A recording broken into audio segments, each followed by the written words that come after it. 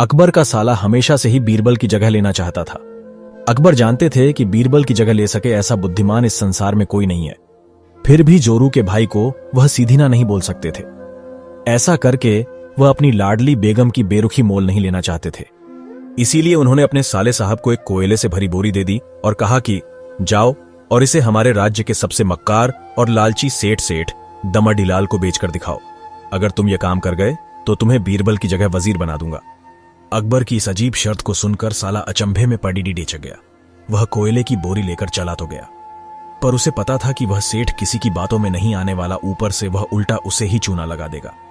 हुआ भी यही, सेठ दमड़ीलाल ने कोयले की बोरी के बदले एक ढेला भी देने से इनकार कर दिया। साला अपना सा मुंह लेकर महल वापस लौट आया और अपनी हार स्वीकार कर ली। अब अकबर ने वही काम बीरबल को करने को कहा। बीरबल कुछ सोचे और फिर बोले कि सेठ दमड़ीलाल जैसे मक्कार और लालची सेठ को यह कोयले की बोरी, क्या मैं सिर्फ कोयले का एक टुकड़ा ही 10,000 रुपये में बेचाऊंगा?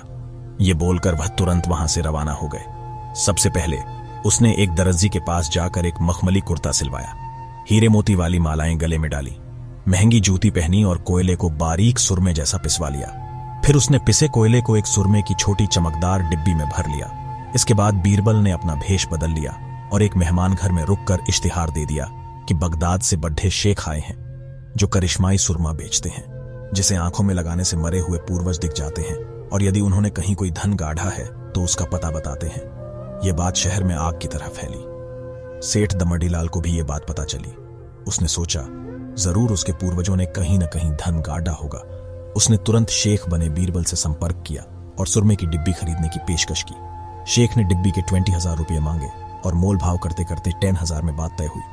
पर सेठ भी होशियार था। उसने कहा, मैं अभी तुरंत ये सुरमा लगाऊंगा और अगर मुझे मेरे पूर्वज नहीं दिखे तो मैं पैसे वापस ले लूंगा। बीरबल बोला, बिल्कुल आप ऐसा कर सकते हैं। चलिए शहर के चौराहे पर चलिए और वहां इसे जांच लीजिए। सुरमे का चमत्कार देखने के लिए भीड़ इकट्ठा हो गई। तब बीरबल ने ऊंची आवाज में कहा, ये सेठ अभी ये चमत्कारी सुरमा लगाएंगे और अगर ये उन्हीं की औलाद हैं जिन्हें ये अपना माँ बाप समझते हैं तो इन्हें इनके पूर्वज दिखाई देंगे और गड्ढे धन के बारे में बताएंगे।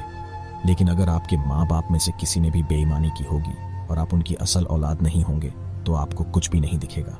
और ऐसा कहते ही बीरबल ने सेठ की आंखों में सुरमा लगा दिया।